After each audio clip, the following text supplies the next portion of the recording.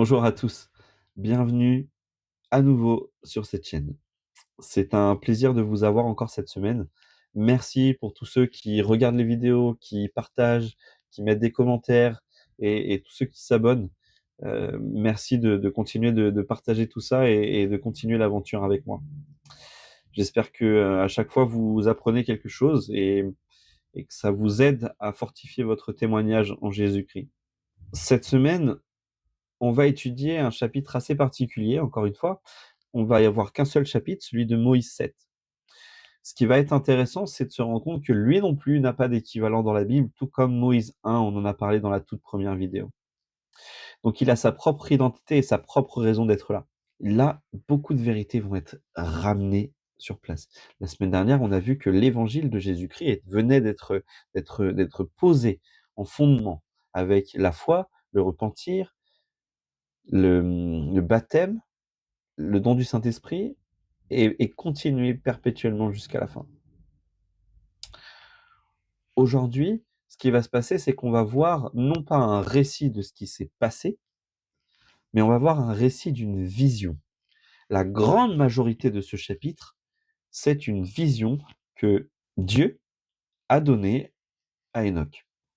Dans cette vision, Dieu va montrer plusieurs choses à Enoch. Premièrement, il va lui montrer ce qui se passe aujourd'hui. Alors aujourd'hui, à son époque. Il va lui montrer ce qui va se passer avec la ville qu'il va construire et fortifier, avec le peuple qu'il va rassembler. Et ensuite, il va lui montrer ce qui va se passer avec Noé, le résultat de toute la méchanceté qui va rester sur cette terre. Et ensuite, il va montrer la venue du Sauveur. Et ensuite, chouf, encore un bond en avant, où il va voir nos jours aujourd'hui, avec des prophéties claires, précises, sur ce qui va se passer et comment sera le monde aujourd'hui. Et pendant qu'on lit tout ça, j'aimerais que vous réfléchissiez et que vous pensiez à toutes ces petites prophéties qu'on va voir ensemble, qui sont et qui se sont accomplies déjà aujourd'hui. Donc on n'est pas seulement sur l'histoire d'Enoch, mais on est plutôt sur la vision complète du plan de Dieu. Alors, accrochez-vous, on y va. D'abord, qu'est-ce que Sion? Parce que si on ne comprend pas ce que c'est Sion, on aura du mal à garder le fil de tout ça. Moïse 7, verset 18. Et le Seigneur appela son peuple Sion, parce qu'il était d'un seul cœur et d'un seul esprit, et qu'il demeurait dans la justice, et il n'y avait pas de pauvre en son sein. La première chose qu'on apprend sur Sion, c'est que Sion n'est pas un endroit, mais Sion est un peuple. Un peuple particulier, un peuple qui a choisi d'avoir un seul cœur, un seul esprit, de travailler en unité. Mais, pour beaucoup, et surtout dans les derniers jours, à l'époque de Joseph Smith, Sion était autre chose. Et on le comprend quand on lit cette écriture qui suit. Enoch continua à prêcher en justice au peuple de Dieu.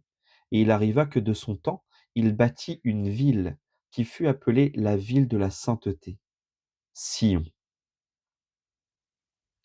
Donc pour beaucoup, Sion est aussi une ville, un endroit où il fait bon vivre, où la paix règne, où la justice règne, où l'entente entre les gens est fusionnelle. Il y a, il y a de l'amour, du partage, de la camaraderie. Il y a beaucoup de belles choses dans cette ville. Et à l'époque de Joseph Smith, beaucoup recherchaient cette partie-là. Après avoir été persécutés et chassés des différents endroits, ils, ils, ils attendaient à ce qu'ils trouvent un lieu où ils puissent se retrouver ensemble et en paix. Beaucoup ont migré et sont partis de différents pays pour trouver Sion, la ville. Bien qu'on verra un peu plus tard que Sion est aussi une ville, comme il est là, Sion doit d'abord commencer dans notre cœur. Comme vous voyez, la ville est là deux noms, Sion et la ville de sainteté. Et c'est extrêmement intéressant que le nom de cette ville est ville de la sainteté. On reprend juste brièvement ce qui avait été dit dans le chapitre d'avant, où il explique que le nom de notre Père, donc notre Père céleste, veut dire homme de sainteté.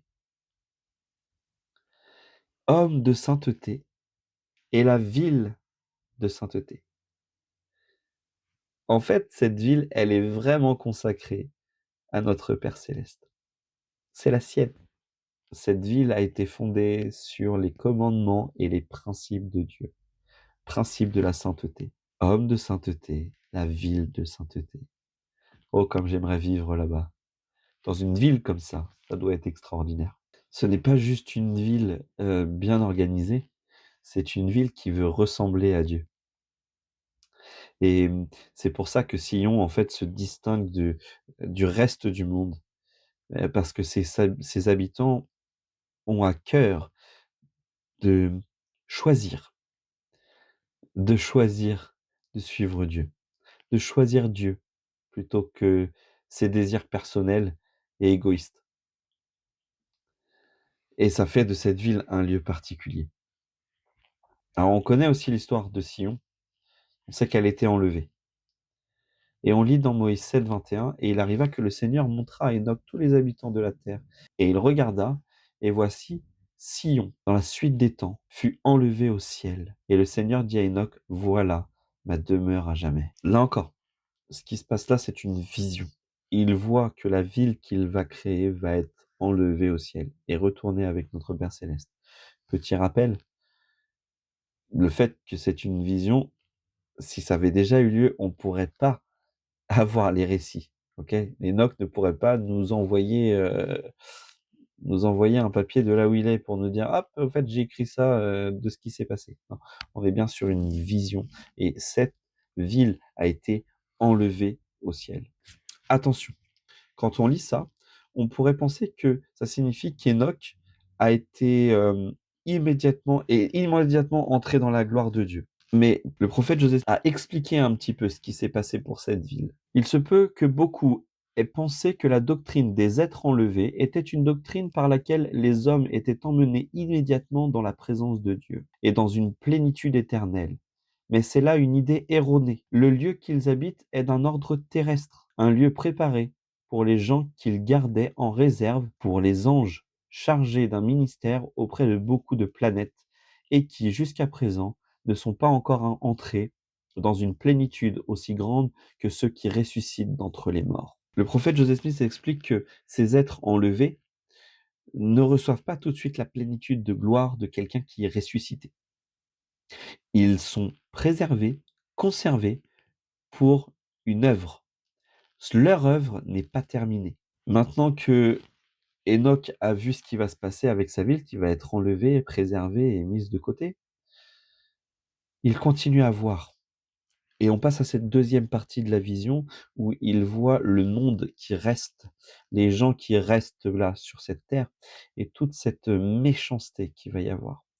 Et il se passe quelque chose d'assez intéressant, c'est que dans cette vision où il parle avec Dieu, il arrive quelque chose d'étonnant et lisons-le ensemble. Et il arriva que le Dieu du ciel posa les yeux sur le reste du peuple et il pleura. Et Enoch en rendit témoignage, disant, comment se fait-il que les cieux pleurent et versent des larmes comme la pluie sur les montagnes? Et Enoch dit au Seigneur, comment se fait-il que tu peux pleurer?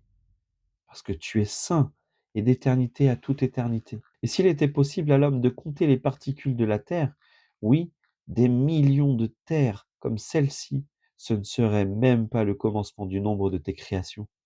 Tes rideaux sont encore étendus, et cependant tu es là, et ton sein est là, et tu es juste aussi. Tu es miséricordieux et bon à jamais. Tu as pris Sion en ton sein, d'entre toutes tes créations, de toute éternité à toute éternité.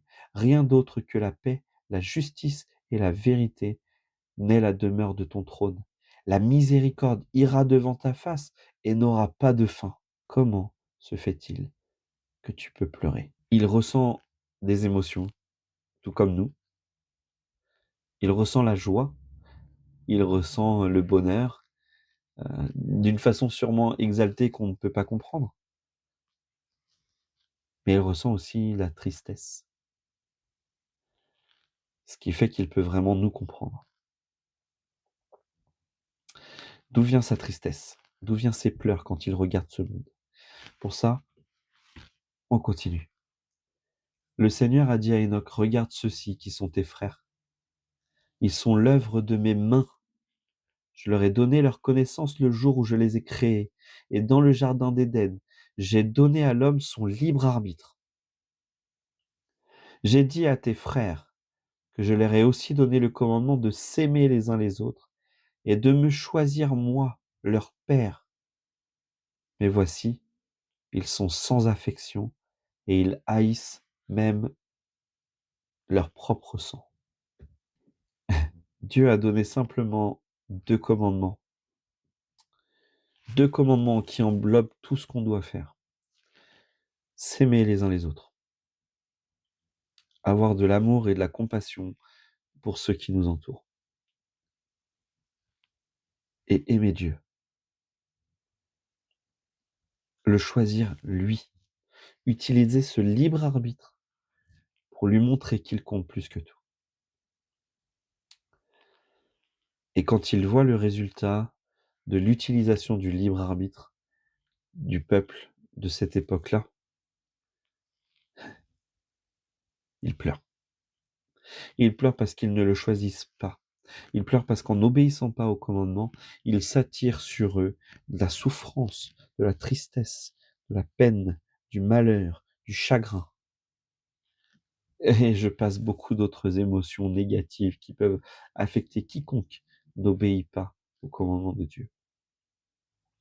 Marion des Hanks a dit, je cite, « Mais tout comme à notre époque, beaucoup ne cherchaient pas le Seigneur et beaucoup ne s'aimaient pas les uns les autres.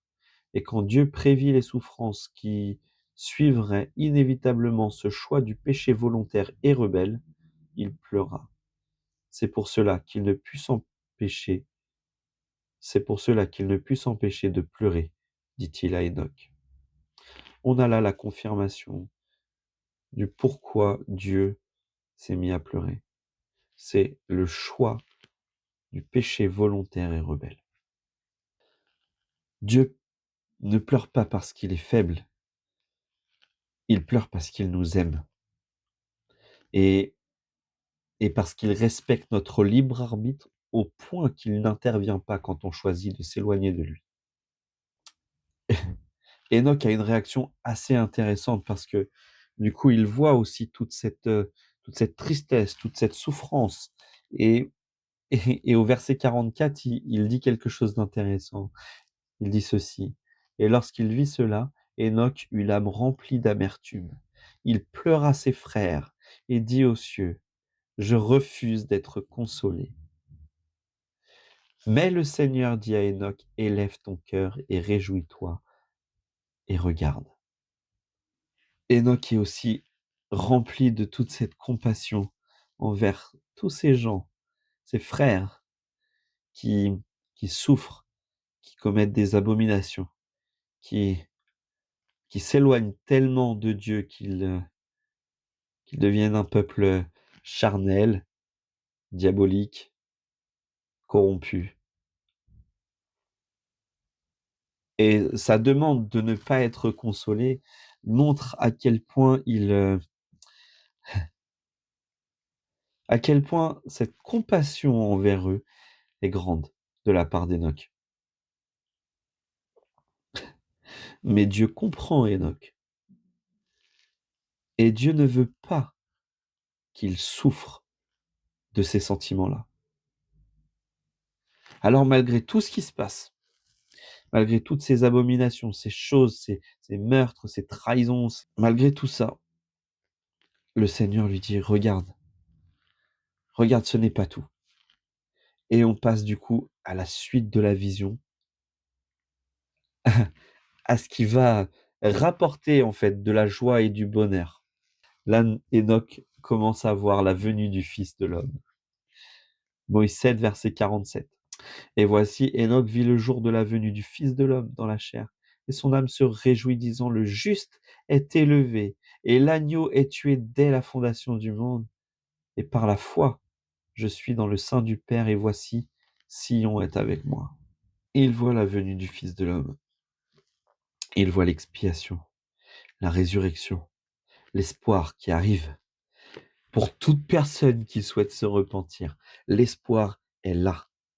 Ça va arriver dans longtemps pour lui, mais c'est quand même quelque chose de présent, et il comprend que ça aura un impact non seulement à l'époque où le Christ sera là, non seulement à l'époque d'après, mais toute cette expiation aura une puissance et un impact tellement grand qu'il va englober toute l'existence de cette terre pour sauver chaque personne qui est venue ici. C'est parfois difficile à comprendre la portée immense de cet acte d'expiation que notre Sauveur Jésus-Christ a fait.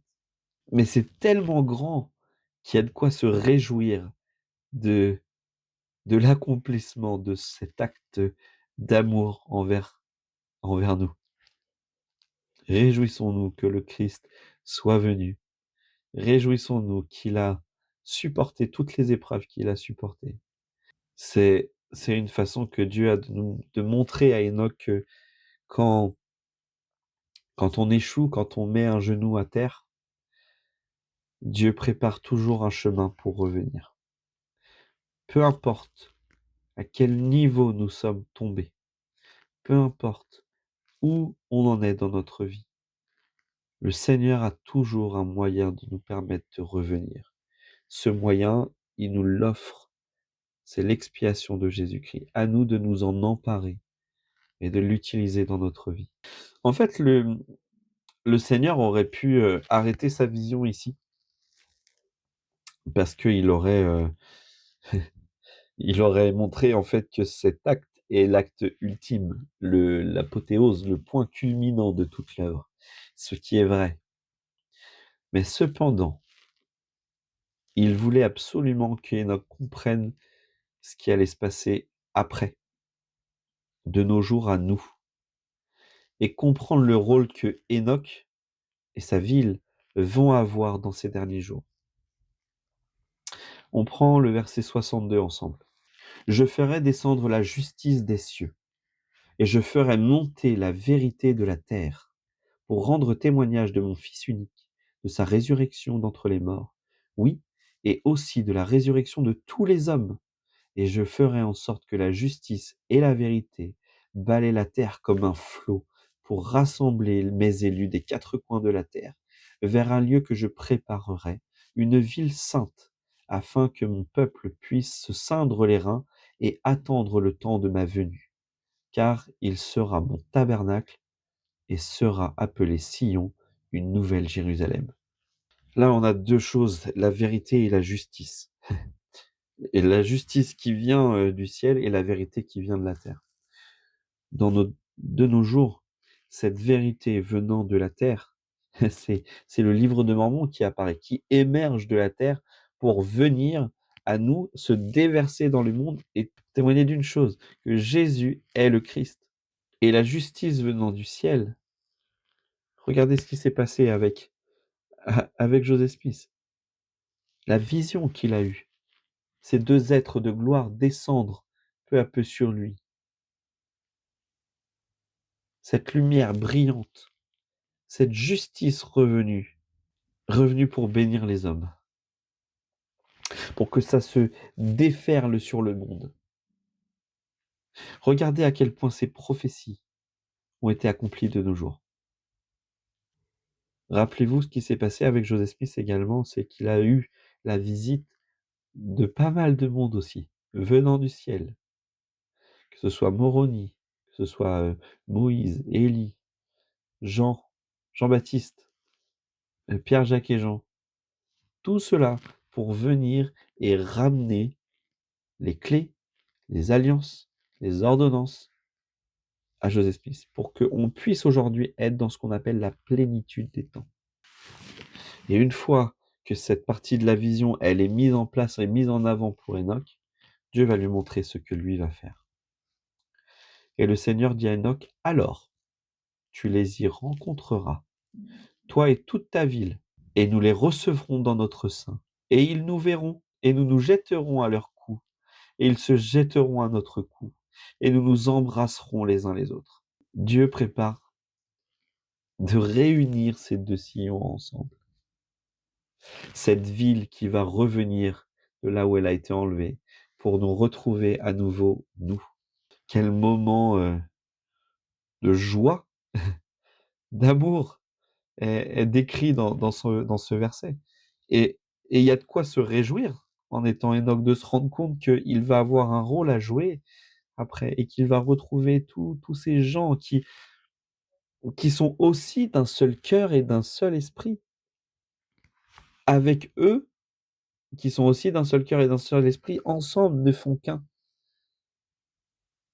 Un en justice, un en vérité. Et notre sillon à nous, ici sur terre, sera déjà construite.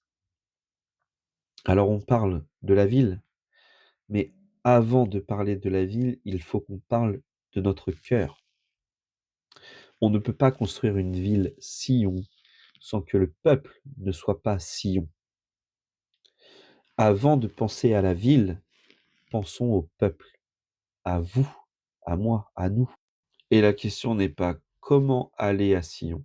La question c'est comment devient-on Sion? Et Spencer W. Kimball nous explique très clairement comment devenir Sion. Je vous suggère 3 choses fondamentales que nous devons faire pour ramener Sion, 3 choses que nous devons nous engager à faire, nous qui œuvrons pour Sion. Premièrement, nous devons éliminer la tendance à l'égoïsme, qui piège l'âme, diminue le cœur et assombrit l'esprit. Deuxièmement, nous devons coopérer pleinement et œuvrer en harmonie les uns avec les autres. Troisièmement, nous devons déposer sur l'autel et sacrifier tout ce que le Seigneur exige. Nous commençons en offrant un cœur brisé et un esprit contrit. Nous continuons en faisant tous les efforts dans les tâches et dans les appels qui nous sont confiés. Nous apprenons notre devoir et nous l'accomplissons pleinement. Finalement, nous consacrons notre temps, nos talents et nos moyens lorsque cela nous est demandé par nos dirigeants et lorsque l'Esprit nous inspire à le faire. En suivant les recommandations de Spencer W. Kimball, on se rapproche davantage de ce que le Seigneur attendra de nous. Et aujourd'hui, il est absolument indispensable que nous préparions à faire venir Sion. Nous sommes dans un moment clé et décisif du retour de notre Sauveur Jésus-Christ. Il attend que nous puissions tous devenir Sion pour arriver. La question, pour finir ce chapitre, c'est pas où se trouve Sion, mais sommes-nous en train de devenir Sion? Je sais que l'arrivée de ces prophéties est imminente et que c'est à nous de savoir à quel endroit est-ce que nous voulons nous retrouver. Est-ce que nous voulons nous retrouver avec Sion, en son sein ou en dehors? Libre à nous de faire nos propres choix et d'en assumer les conséquences derrière, de demeurer en Sion ou d'en être chassé.